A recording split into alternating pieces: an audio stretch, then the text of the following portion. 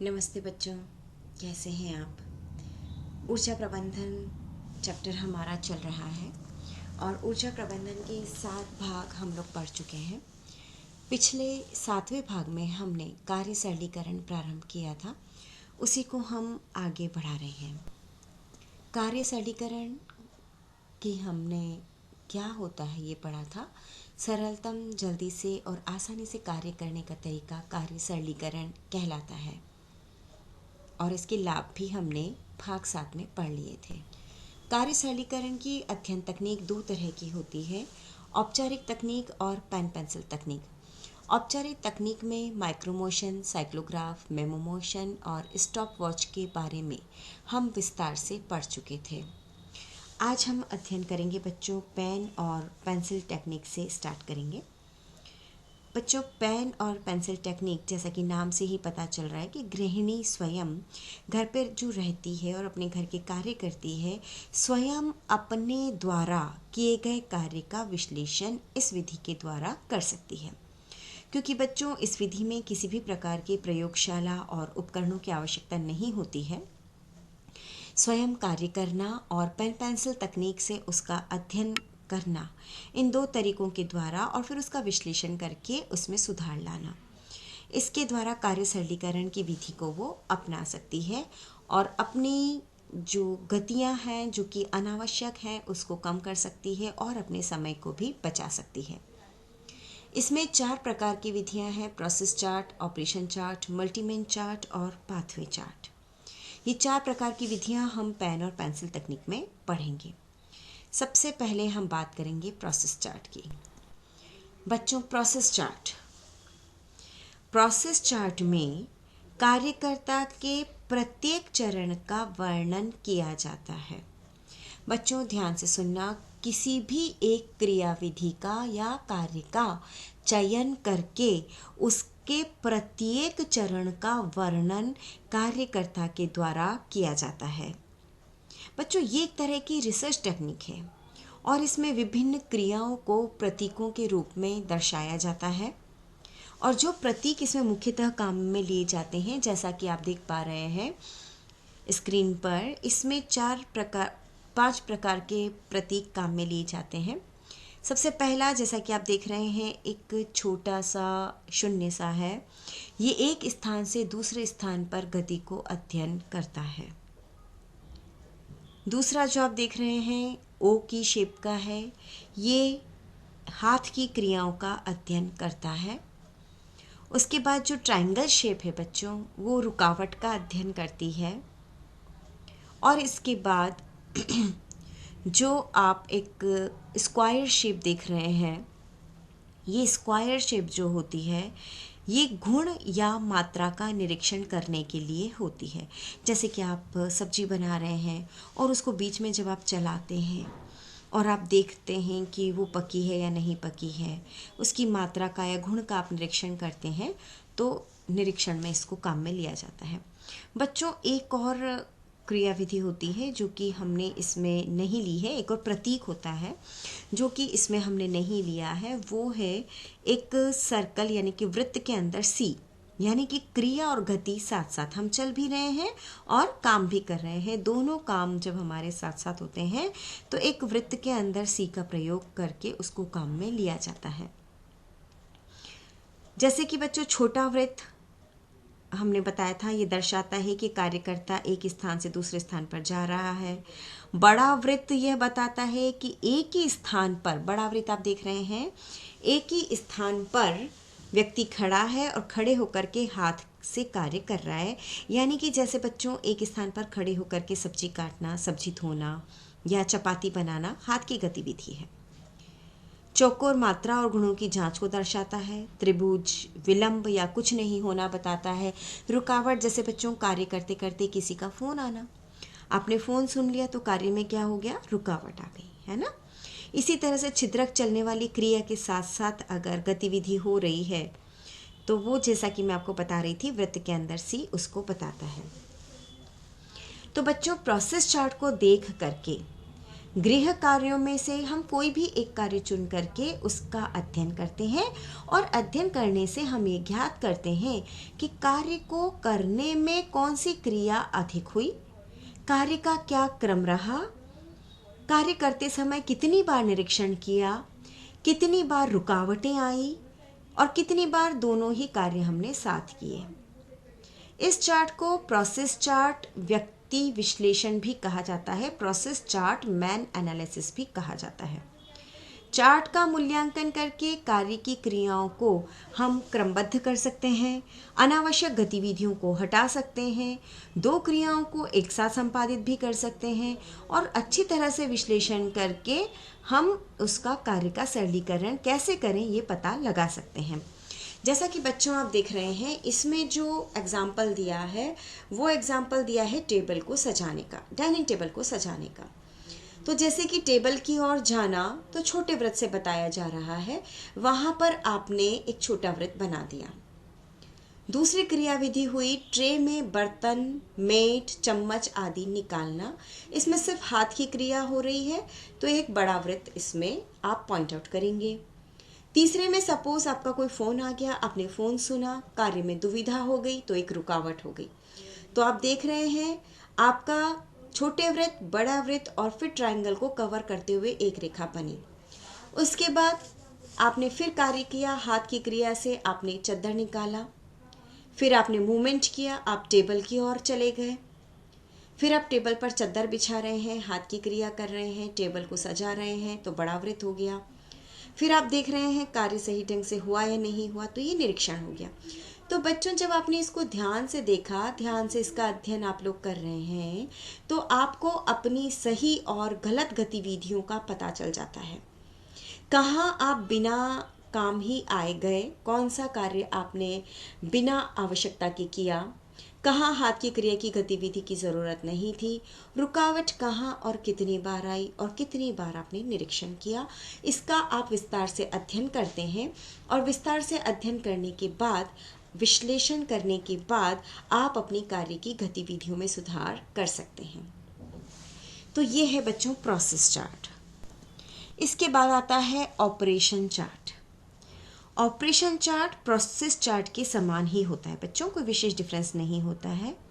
चिन्हों या प्रतीकों का प्रयोग उसमें भी होता है और इसमें भी होता है, लेकिन बच्चों जो डिफरेंस है वो डिफरेंस ये है कि प्रोसेस चार्ट जो होता है ना, वो संपूर्ण कार्य का मूल्यांकन करता है, पूरे कार्य में प्रत्येक चरण का मूल्यांकन करता है ना।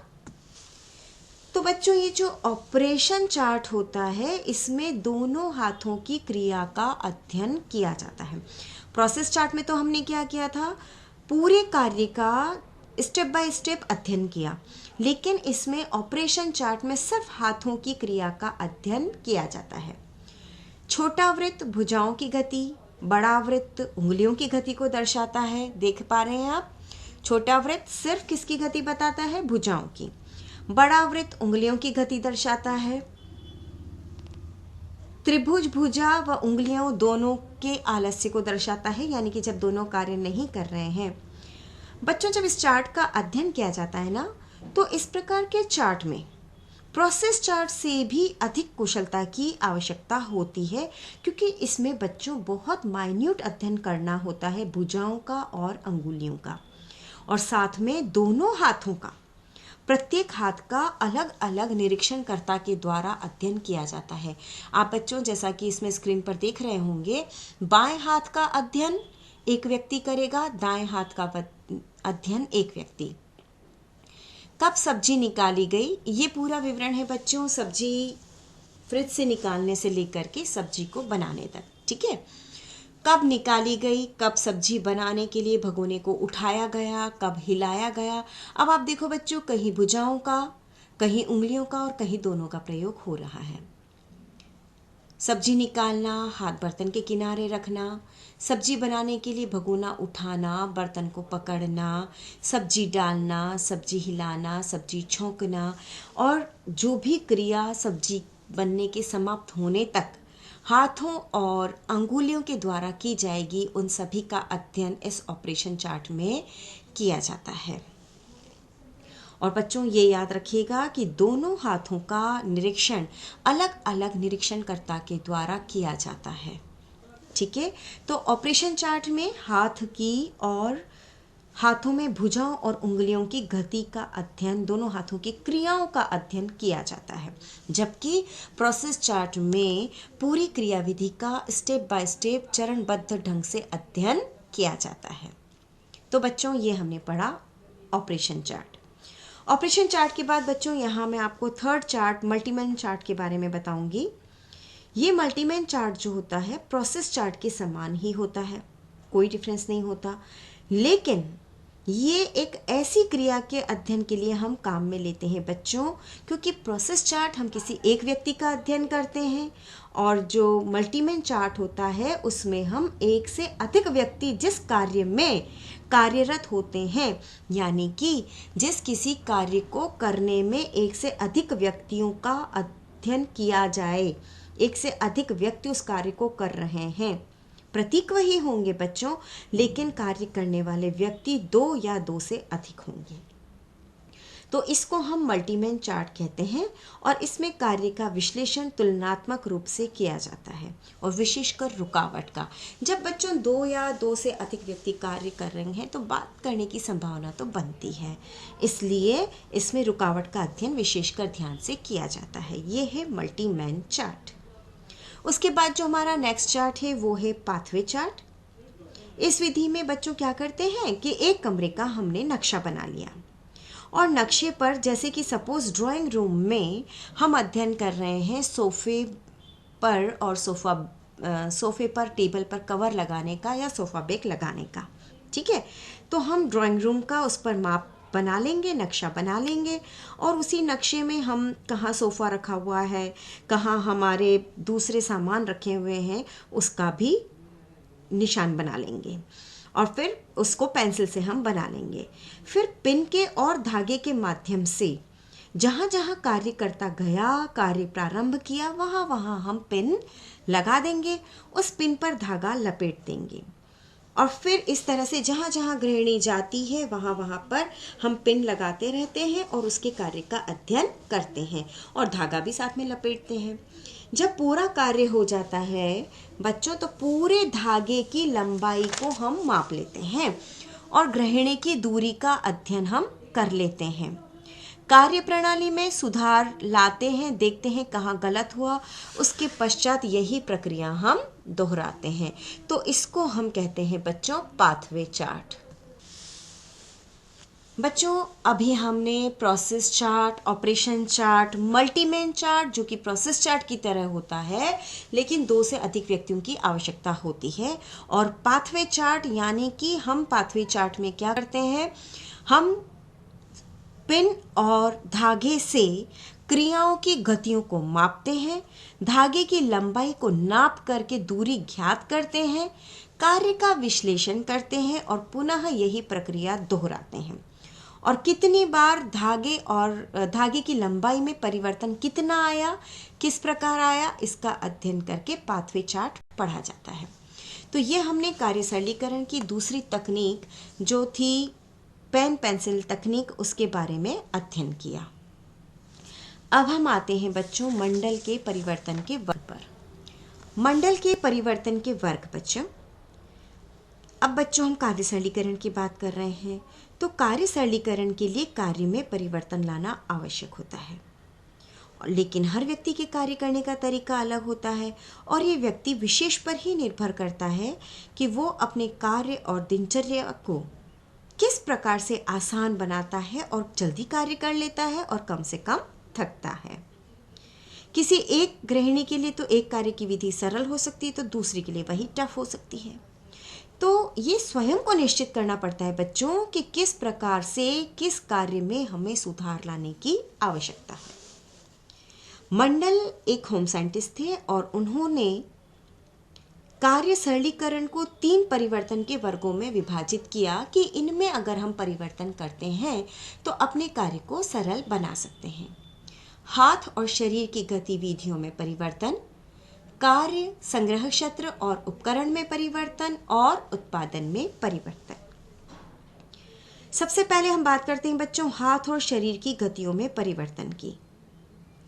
कार्य की गति को कम करके, अनावश्यक क्रिया को हटा करके हम अपने कार्य को बच्चों सरल बना सकते हैं। गति हमेशा हम लयपूर्ण तरीके से करेंगे और रुकावट कम से कम आएगी बच्चों, तो हमारे लिए अच्छा रहेगा, ताकि शक्ति कम से कम व्यय होगी। इसी प्रकार बच्चों हमारी जो दैनिक दिनचर्या है उसमें सुधार ला करके, कार्य की प्रगति में सुधार ला करके उसमें चेंज किया जा सकता है। क्रियाओं को क्रमबद्ध करें, फिर सोचें और कौन सी क्रिया अनावश्यक है उसको हटा दें, तो क्रियाओं की संख्या में क्या हो जाएगी? कमी होने से हमारी थकान भी रिड्यूस हो जाएगी। कई बार बच्चों 2-3 कार्य या क्रियाओं को एक साथ अगर हम करते हैं तो भी कार्य का सरलीकरण किया जा सकता है। बच्चों ऐसा कार्य जिसमें कि कम निगरानी रखती है, उसके साथ हम ऐसा कार्य करें जिसमें कि हमें पर्याप्त देखरेख की जरूरत है। समझ में आई ना बच्चों? एक में कम निगरानी, एक में अधिक निगरानी। तो मस्तिष्क में कार्य प्रणाली और कार्य का क्रम भी हमारे व्यवस्थित हो जाएगा और तभी हम 2-3 कार्यों को एक साथ कर पाएंगे। छोटे छोटे कार्यों को बिना सोच विचार के हम कई बार यूं ही व्यर्थ आने जाने की क्रिया में व्यतीत कर देते हैं। इससे क्या होता है बच्चों की हमारी शारीरिक मुद्रा और स्थिति पर भी प्रभाव पड़ता है।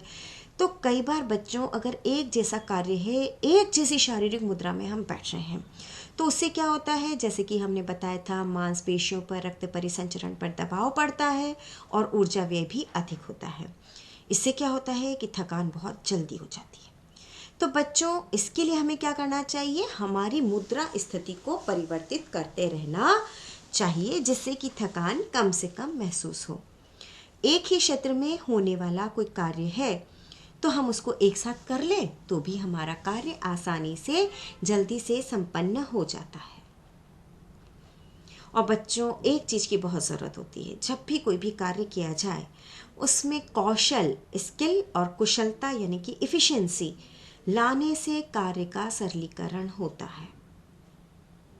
अगर हमें कुशलता प्राप्त करनी है तो ज्ञानवर्धन करना चाहिए, नवीन क्रियाओं को सीखना चाहिए और बच्चों अपनी आदतों में परिवर्तन करना चाहिए। कई बार क्या होता है, हम अपनी आदत से हटना नहीं चाहते और हमें लगता है यही बेस्ट है, जबकि ऐसा नहीं होता है। निरंतर अपने कार्यों में, क्रियाविधियों में और तकनीकों में सुधार लाते रहना चाहिए।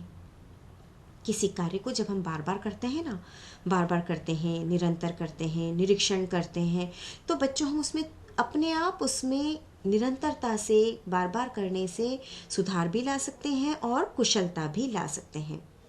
और बौद्धिक शक्तियाँ जैसे कि कल्पना, स्मरण शक्ति, ज्ञान, बुद्धि, योग्यता आदि का प्रयोग बच्चों कार्य सरलीकरण में हमें कुशलता से करना चाहिए।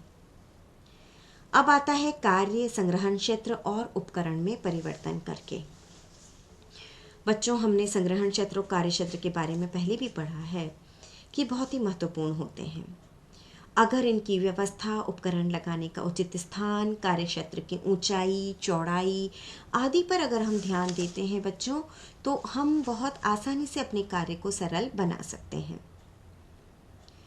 जो भी कार्य से संबंधित सामग्रियां हैं, उन वस्तुओं को कार्य क्षेत्र के आसपास ही हम व्यवस्थित करें। जो निरंतर काम में आती है उनको आगे की तरफ, जो कभी कभी काम में आती है उनको पीछे की तरफ। बच्चों हम इस ढंग से व्यवस्थित करें कि आसानी से दिख सके, आसानी से हम उस तक पहुंच सकें और आसानी से उसको पकड़कर निकाल सकें। लेबलिंग सामानों पर बहुत इंपॉर्टेंट रोल प्ले करती है। इसमें बच्चों लेबलिंग कर लो तो चीज़ों को ढूंढना नहीं पड़ता। उपकरण अगर बिजली से चलने वाला है तो बिजली के पॉइंट के पास ही उसे रखें ताकि कार्य को सरलता से कर सकें। बार बार उसे हटाना, उठाना, लगाना, प्लगिंग करना, प्लग आउट करना, समय, शक्ति इत्यादि को हम बचा सकते हैं। कार्य क्षेत्र की ऊंचाई, चौड़ाई, कार्यकर्ता की ऊंचाई, कार्यकर्ता की शारीरिक संरचना, ये सभी चीज़ें बच्चों ऐसी चीज़ें हैं जिनको कि ध्यान में रखना बहुत आवश्यक होता है। अगर इनमें किसी भी प्रकार की गड़बड़ी होती है तो कंधे की मांसपेशियों पर दबाव और इसके अलावा लंबाई क्योंकि सभी की अलग अलग होती है तो झुककर कार्य करना या दबाव पड़ना, तो बच्चों इन सब चीज़ों को ध्यान में रख कर के ऊंचाई में परिवर्तन करना चाहिए। अब बच्चों ये खर्चीला भी हो सकता है, तो उसके लिए हम पत्थर का प्रयोग कर सकते हैं, पट्टे का प्रयोग कर सकते हैं। कार्यक्षेत्र की अधिक चौड़ाई और गहराई अगर होती है तो आगे की ओर झुकने से और पहुंचने में क्रिया अधिक लगती है, अनावश्यक ऊर्जा व्यय होती है, समय भी अधिक लगता है। तो बच्चों ऐसे स्थान पर रखें जहां की आसानी से पहुंचा जा सके। तो बच्चों कार्यक्षेत्र से संबंधित सामग्री उसी क्षेत्र में रखनी चाहिए जिससे कि कार्य का सरलीकरण आसानी से हो जाए। तीसरा परिवर्तन का वर्ग जो कि मंडल ने दिया वो है उत्पादन में परिवर्तन। उत्पादन में परिवर्तन करने के लिए बच्चों जनरली परिवार के साधनों की उपलब्धता और स्टैंडर्ड को ध्यान में रखना पड़ता है और इनमें परिवर्तन करके ही उत्पादन में परिवर्तन किया जा सकता है। जैसे बच्चों परंपरागत स्तर में परिवर्तन करना तो मुश्किल होता है, यह हमने स्तर में पढ़ लिया था। तकनीकी उन्नति के कारण निजी वस्तुएं और सामग्री बाजार में आसानी से उपलब्ध हो जाती है जो कि हमारे कार्य को सरल बनाती है। जैसे बच्चों अगर आप सिंपल हम एक एग्जांपल लेते हैं, हम कॉटन और लिनन अगर पहनते हैं तो उसके लिए निरंतर प्रेस यानी कि आयनिंग की आवश्यकता होती है, लेकिन सिंथेटिक काम में लेते हैं तो बहुत आसान होता है उन्हें हैंडल करना। उत्पादित वस्तु में परिवर्तन लाने के लिए बच्चों नई वस्तु काम में ले सकते हैं, नई तकनीक का प्रयोग कर सकते हैं। कच्ची वस्तु जिसका कि उपयोग किया जाता है और उत्पादित दोनों में परिवर्तन हो सकते हैं बच्चों। जैसे बच्चों के एग्जांपल है, बाज़ार से आप बने बनाए गुलाब जामुन का जो रेडी टू ईट प्रोडक्ट होता है उसको आप ला करके और फटाफट से बना करके खा सकते हैं, लेकिन यही आप अपनी परंपरागत गतिविधि से चलेंगे तो उसमें वक्त तो लगेगा बच्चों। अंतिम उत्पाद में परिवर्तन नहीं हुआ, इसमें उत्पाद में परिवर्तन की हम बात कर रहे हैं, लेकिन मैं आपको बता रही हूँ हमने अंतिम उत्पाद में परिवर्तन नहीं किया। अंतिम उत्पाद हमारा गुलाब जामुन सेम है, लेकिन हमने बेसिक प्रोडक्ट में रॉ मटेरियल में चेंज करके परिवर्तन कर लिया।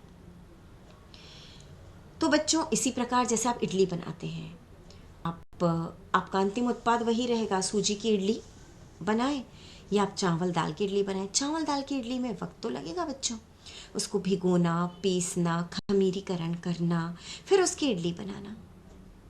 अंतिम उत्पाद वही है, उत्पादन में हमने परिवर्तन नहीं किया, लेकिन हमने कच्चे उत्पाद में परिवर्तन कर दिया। इसके स्थान पर आप सूजी काम में लेंगे तो काम फटाफट हो जाएगा। सूजी को आपने 15 मिनट दही में भिगोया और इडली बना ली तो वो जल्दी से बन गई। इसी प्रकार बच्चों सैलेड अगर आप बना रहे हैं तो सैलेड में आप स्टैंडर्ड में परिवर्तन कर दीजिए। सारी चीज़ों को आप लीजिए, लेकिन आप सजाने का काम कीजिए। एक एक प्लेट में अलग अलग सैलेड रख दीजिए, तो उत्पादन में सैलेड तो आप खा ही रहे हैं, लेकिन आपने अपने स्टैंडर्ड में परिवर्तन कर दिया। तो बच्चों इस प्रकार के छोटे छोटे परिवर्तन से हम अपना समय और शक्ति बचा सकते हैं। तो ये पढ़े हमने मंडल के परिवर्तन वर्ग, जिसमें 3 चीज़ों में परिवर्तन करके हम काफ़ी चीज़ों में परिवर्तन कर सकते हैं।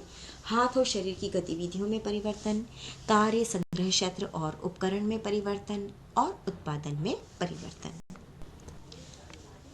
बच्चों ये हमारा शक्ति व्यवस्थापन का 8वां भाग हमने पढ़ा, जो कि अंतिम भाग था। इस अंतिम भाग में हमने कार्य सरलीकरण से अपने चैप्टर को समाप्त किया है।